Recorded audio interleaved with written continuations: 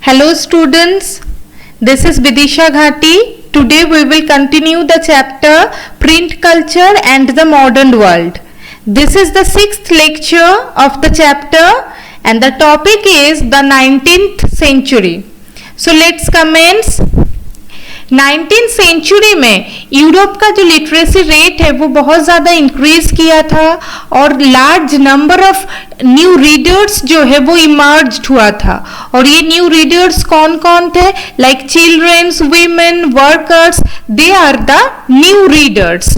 Okay, so क्या हुआ था 19th सेंचुरी में प्राइमरी एजुकेशन कंपलसरी कर दिया गया था। लेट 19th सेंचुरी में प्राइमरी एजुकेशन यूरोप में कंपलसरी कर दिया गया था, जिस वजह से children become an important category of readers.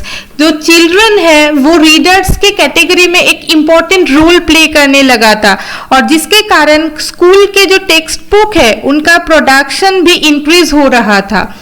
उसी के साथ साथ फ्रांस में in the year of 1857 a children's press was established, जिसमें बस क्या किया जाता था कि चिल्ड्रंस के जो बुक्स है, जो टेक्स्ट बुक्स है, उनके रिलेटेड जो भी बुक्स है वो पब्लिश किया जाता था।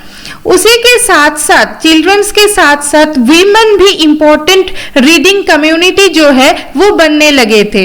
वीमेन जो है वो रीडर भी थे as well as they became writer, यानी वीमेन जो है वो लिखते भी थे और उसी के साथ साथ वो एक इंपॉर्टेंट रीडर कम्युनिटी भी बन गए थे। और पेनी मैगजीन जो है वो स्पेशली वुमेन के लिए ही पब्लिश किया जाता था। और ये जो पेनी मैगजीन्स है वहां पे क्या किया जाता था, इस पेनी मैगजीन में ये दिखाया जाता था कि proper behaviour, house keeping, novels, ये सारे टॉपिक के ऊपर लिखा जाता था। और उसी के साथ साथ क्या है कि इंग्लैंड में जो लाइब्रेरीज है, लाइब्रेरीज बनाए गए थे किसके लिए? जो भी वर्कर्स थे, आर्टिशियंस थे, लो मिडिल क्लास पीपल थे, जो बुक्स खरीद नहीं सकते थे वो जाके वहां पे पढ़ सके, इसीलिए वहां पे लाइब्रेरीज बनाए गए थे। और उसी के साथ साथ क्या हुआ था, यहाँ पे आप देख सकते हो पेनी मैगजीन का एक पेज जहाँ पे वुमेन के जो भी बिहेवियर है वो कैसा होना चाहिए उसके बारे में एक फोटो, एक इमेज जो है वो दिया गया है। 19th सेंचुरी में ही क्या हुआ था कि जो प्रेस है वो मेटल का बनने लगा था। दैट मीन्स 19th सेंचुरी में प्रिंट टेक्नोलॉजी में भी इंपॉर्टेंट जो इम्प्रूवमेंट हुआ था। और मिड 19th सेंचुरी में रिचर्ड मार्श हुई, उन्होंने एक नए प्रिंटिंग प्रेस जो है वो इन्वेंट किया था, जिस प्रिंटिंग प्रेस में क्या होता था कि 8000 पेजेस पर आवर वहां पे प्रिंट किया जा सकता था। यानी रिचर्ड मार्श शॉ हो ने उन्होंने क्या किया था, रिचर्ड मार्श हो ने उन्होंने एक नए प्रिंटिंग प्रेस जो है वो इन्वेंट किया था, जिसमें पर आवर 8000 पेजेस जो है वो प्रिंट हो सकता था, जिसकी वजह से न्यूज़पेपर प्रिंटिंग में बहुत ही ज्यादा हेल्प हुआ था। मतलब ये रिचर्ड मार्श हो के द्वारा बनाए गए printing press was useful for printing newspaper. और at the end of the 19th century another printing press was invented and that was offset printing press। ये offset printing press क्या है? ऑफसेट प्रिंटिंग प्रेस एक time में 6 colour जो है वो print कर सकते थे। जैसे आप क्या कर सकते हो कि देख सकते हो कि न्यूज़पेपर में बहुत सारे कलर्स का यूज होता है प्रिंटिंग में, और अभी के न्यूज़पेपर में भी कॉर्नर में एक साइड में देखना कि ऑफसेट प्रिंटिंग का एक मार्क दिया रहता है जिसमें कलर्स रहते हैं। उससे आपको पता चल जाएगा कि वो न्यूज़पेपर की जो प्रिंटिंग प्रेस है वहां पे कौन सा जो है प्रिंटिंग प्रेस जिसमें ऑफसेट प्रिंटिंग प्रेस होता है वो कौन से टाइप का, कौन से कलर यूज किया जाता है वहां पे।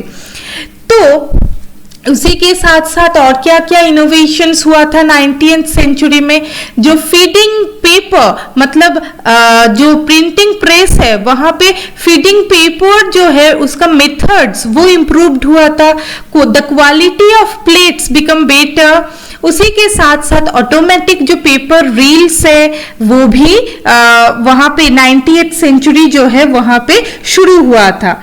और उसके साथ साथ हम क्या देखेंगे कि 90th सेंचुरी में जो है इलेक्ट्रिकली ऑपरेटेड प्रिंटिंग प्रेस जो है वो तो इम्प्रूव्ड हो ही गया था, उसी के साथ साथ कुछ नए स्ट्रेटेजीज भी लिए गए थे बुक्स को सेल करने के लिए। कैसा स्ट्रेटेजी? लाइक जो पीरियोडिकल सीरियलाइज्ड जो नॉवेल्स है वो पब्लिश होने लगा था, यानी दैट पार्ट 1, पार्ट 2, पार्ट 3 ऐसे करके कुछ सीरीज में जो नॉवेल्स है वो पब्लिश होने लगे थे। और 1920 के बाद फ्रॉम द ईयर 1920 उसके बाद इंग्लैंड में क्या होता था कि बहुत ही ज्यादा पॉपुलर था जो चीप सीरीज था एक, that is known as shilling series. वहां पे क्या होता था कि बहुत ही कम पैसे में वो बुक्स मिलते थे, वो नॉवेल्स मिलते थे, जिसमें वो सीरियली पार्ट 1, पार्ट 2, पार्ट 3 ऐसे करके 1 by 1 जो है बुक्स का सीरीज पब्लिश किया जाता था। और उसी के साथ साथ क्या है कि 20th सेंचुरी में एक डस्ट कवर जो होता है, और मतलब आप बोल सकते हो कि बुक के ऊपर जो एक कवर लगाना, जैकेट लगाने का जो प्रक्रिया है वो भी 20th सेंचुरी में क्या हुआ था, शुरू हुआ था। So these are the new strategies to sell the book. यानी 90th सेंचुरी में क्या हुआ कि इन्वेंशन, डिफरेंट इन्वेंशंस हुए, then electrically operated printing press जो है वो इन्वेंट हुआ, फिर different type of offset printing press ये भी पब्लिश हुआ। ये सब के साथ साथ नए स्ट्रेटेजीज बनाए गए बुक्स को सेल करने के लिए। So that's all for this lecture. Thank you. See you in the next lecture. Keep studying.